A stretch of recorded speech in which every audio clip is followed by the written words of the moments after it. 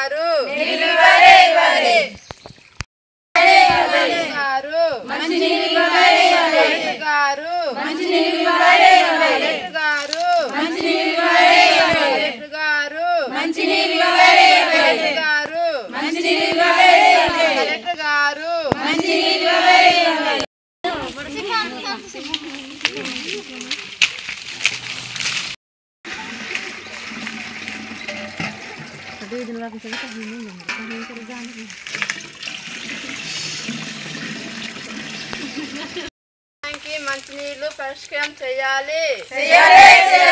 మా గ్రామానికి మంచినీళ్లు పరిష్కారం చేయాలి.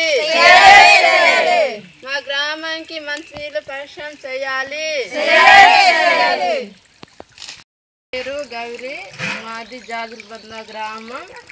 మేము ఇటువంటి వాటర్ తీసుకెళ్ళి వండి తినాలి. అల్లా ఘాటి మీద అల్లాది మా ఊరు అక్కడ కనిపిస్తుంది. కొండ దాటి వెళ్ళాలి సార్. అక్కడి నుంచి ఇక్కడ వచ్చి వాటర్ తీసుకెళ్ళి మేము వండి తింటాం సార్. మంచినీళ్ళు మాకు ఇవ్వాలని మేము కోరుకుంటున్నాం సార్. పేరు గౌరీ, మా గ్రామం జాజులబంద గ్రామం.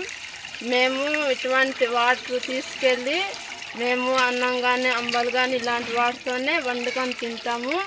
మాది చాలా ఘాటు సార్. మేము ఘాటు నుంచి మోసుకొని వండుకొని తినాలి సార్.